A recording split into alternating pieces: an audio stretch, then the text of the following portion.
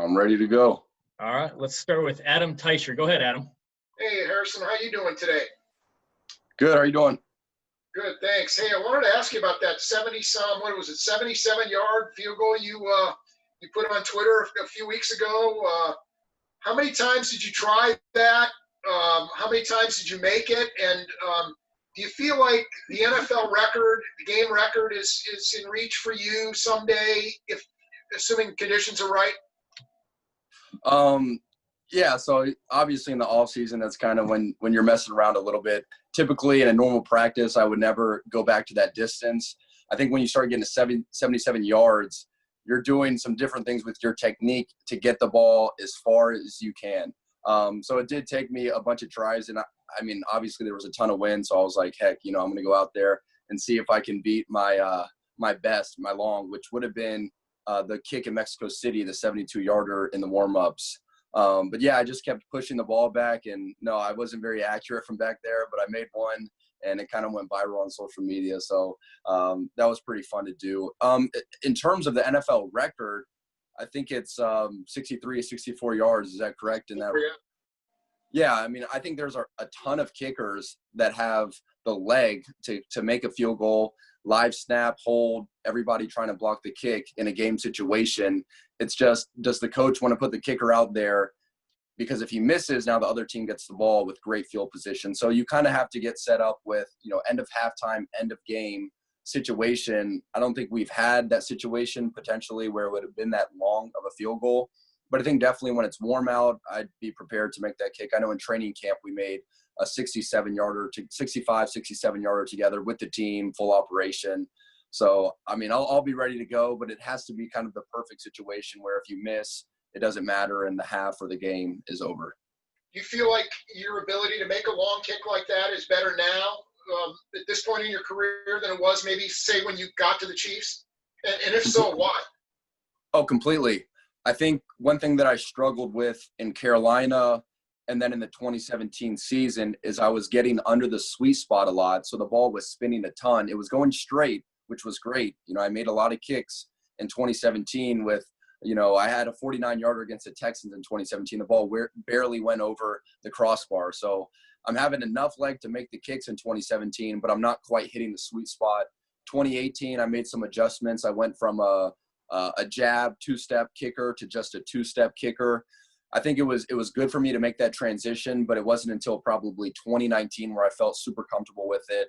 I think 2019 was my best year. I know 2017 I had a ton of kicks from 30 to 40 yards. 2019, I had a one missed kick under 40, and then I had, 17 kicks between 40 and 50 and was perfect on all of those to my memory. And then I had a couple misses from 50 and beyond. But I was really happy with how I performed in 2019. Obviously need to focus on the extra points, but I think just now in my third season, I was able to find the sweet spot a lot better. And then this offseason, I think, has been my best offseason yet. I've been working out hard. I've been doing a lot of sprint work. I've been kind of switching up my diet a little bit to drop a little bit of body fat. And I know the strength coaches were like, whoa, man, you don't have a lot of body fat to drop, but I was able to drop some, and now I feel super explosive. My vert's gone up, my sprint speed, and obviously kicking the ball, I feel super comfortable from distance. And obviously we're not going to be kicking field goals from that long, most likely in the game, but it's going to help me a lot when it's a 55-yarder winds in your face in January and February. So that's kind of what I'm training for, to be able to make those kicks. Let's go to Matt Derrick. Go ahead, Matt. Hey, Harrison, hope you and the family are doing well right now.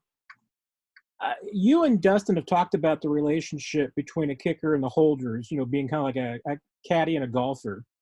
Curious, now that you're going to be working with some young guys, look like either Tommy or Tyler may win that job. How does that change for you as far as how you communicate with a young holder that you haven't worked with before, as far as setting up your kicks? And how much more of that responsibility will you be taking on yourself this year, you think? Yeah, that's a great question. So Dustin was definitely a leader when I got to the Chiefs. He was able to guide me, and you talked about the caddy to golfer relationship. I'd go out there on really windy days, and sometimes I'd have an awful warm up off of the sticks, and then Dustin would make some changes with the hold, and I'd be kicking the ball straight and making them. So he was able to do a lot with the holds, and I think after 3 years of picking his brain, I was able to pick up on a lot of his expertise. So now with Tommy and Tyler competing for the starting punting job, that obviously means that they're going to be the holder. So we've been getting together 6 days a week and just kind of building, number one, building that relationship, building the bond, because you have to be close. You're going to be kicking game-winning kicks together, and you have to be able to trust the other person. And then from there, just trying to figure out the communication for the balling, for the laces, for how their hands out when they call for the snap from James. I mean, there's just so many small things that you have to perfect. I mean, there are so many guys that can do my job, that can hold the ball, but how well can you do it? Can you do it at an elite level? I think that's what separates people, and it's focusing on the details. And that's one thing that I've really tried to now be the leader. Now that Dustin's no longer here, unfortunately, I'm kind of the leader, and I'm the one teaching them about the holding stuff. But Dustin was able to share a ton of information with me, and now kind of going on year 4, I'm going to have to be the leader now and help those guys out. Go to Sam McDowell. Go ahead, Sam.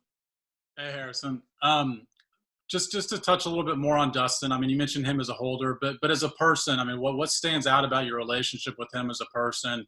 And I guess just what's the oddity of going into the facility whenever you guys can go back and him not being there? Yeah, well, he was definitely the jokester on the team, you know, even though he was 34, 36 years old, 15 years in the league, he was able to keep a really good mood in the locker room. And especially for me, I mean, when I got there in 2017 as a rookie, I was super serious, very focused, which I'm glad that's just part of my personality. But away from the field, he was able to get me to relax a little bit. And I think that was awesome mentally for me. So I am going to miss that. You know, we'll definitely stay in close relationship with texting and calling. But I think he added a great perspective to football is temporary. You know, obviously Dustin loves it. I love the game of football. But there are bigger things going on outside. I mean, he's a family man. He's got 5 kids, and I loved going over to his house and just seeing how he interacted with his kids. And he's a great father. And now, you know, I'm a husband and now a father as well. So I was able to learn a ton from him. But he was a big role model for me in that locker room to see how an NFL player should conduct himself on and off the field.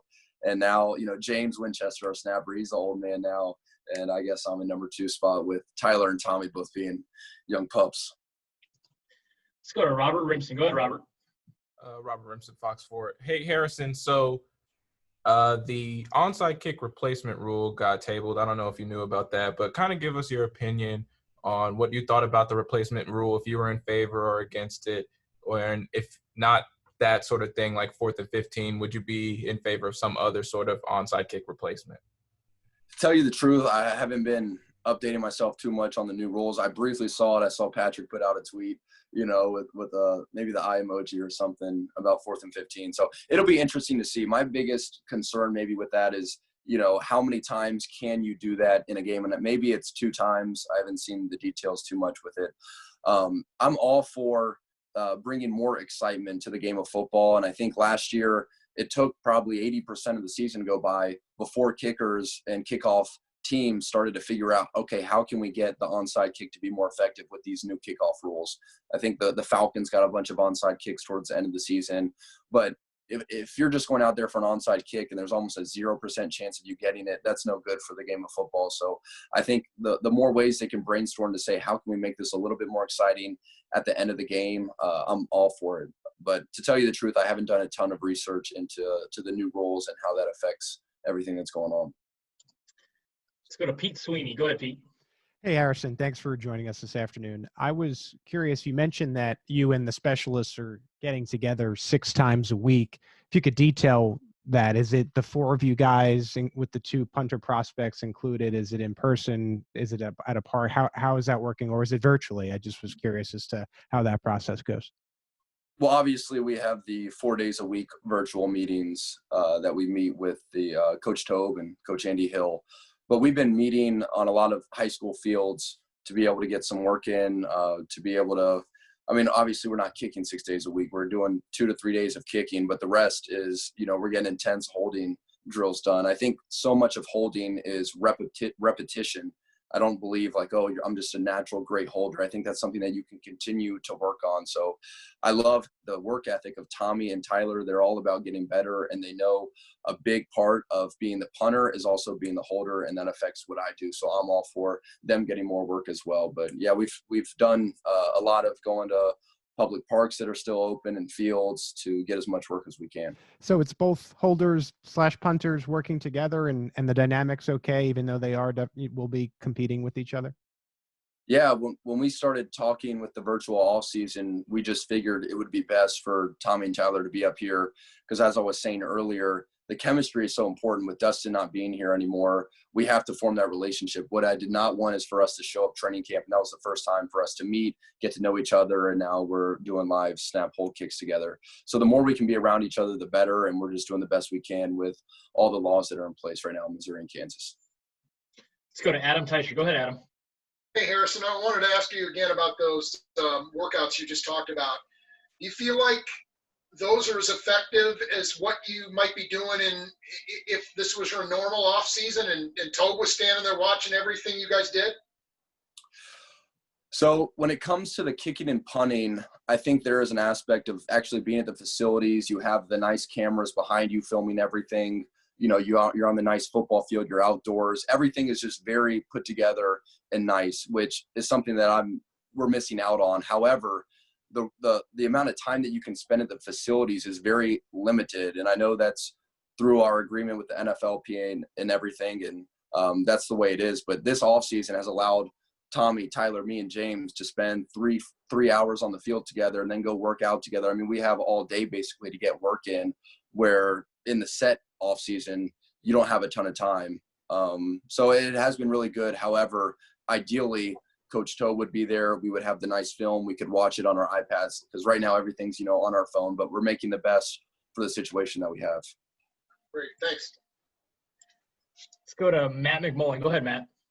Hey, Harrison. I'm just curious, with the extra time at home during this offseason, have you reflected at all on just how crazy the last 3 years have been from you? I mean, you joined the Chiefs midseason, make that big kick on Monday Night Football, and then 3 years later, you're a Super Bowl champ. Maybe you don't get caught up in that kind of thing, but have you thought back on just how amazing the last 3 years have been for you over the last few months? I really haven't. I am very blessed to be in this position and to win the Super Bowl, but we're kind of in a transitional townhome right now, and we never actually got cable. So we have the apps on Apple TV to be able to watch games. But in terms of watching the Super Bowl, I still haven't rewatched it. And for me, when I see the flashing lights on the, the cable broadcast, that's when it really hits you. But man, this was a Super Bowl that you can kind of miss out on that when you're there in person and everything's going on and going very fast. But I don't know, maybe when I finally rewatch the Super Bowl for the first time, it'll hit me more. But I'm a huge believer in just keeping my head down and working. And then maybe when I'm done with my whole football career, I'll look back on everything. But I am just so focused right now on living in the moment that, I don't know, when I'm all done, I can look back on that stuff and just kind of say, wow, this has been an amazing ride. But I'm not done with it yet, so I'm still going. All right, looks like we've got one more. Darren, go ahead. Hey, Harrison, thank you for joining us. I want to ask you a couple of questions. One, have you been keeping your sanity throughout, having to be stuck at home? But also, on a more serious note, obviously, a lot of I'm looking at your T-shirt and it says brotherhood, and a lot of your brotherhood in the sports world, football, basketball, as such, they've been talking and dealing with this issue that took place in Minneapolis. Love to know your thoughts. Love to know if you talked to any of your teammates, what their thoughts are about that as well. Yeah, so I haven't talked to my teammates about it, but it's super sad. I can't even get through that whole video. It's very heartbreaking, and I think Adam Schefter tweeted out or something that the officer was now been arrested and everything. Yeah. But I think the biggest thing is bringing justice to those the perpetrators, and it's just an unfortunate situation, and but that's what we're dealing with in our society right now, and I think we have to figure out ways to hold people accountable. And it is very sad, and obviously I'd love to live in a world where that type of injustice wasn't going on. But at the end of the day, I think we're all sinful people, and we need God in our lives, and we need to be able to love one another as brothers, as members of the human race. All right, Harrison, well, we appreciate your time today, man. Thank you for joining us. Hopefully we get to see you soon. All right. Thank you, Brad. Yep, we'll see you guys.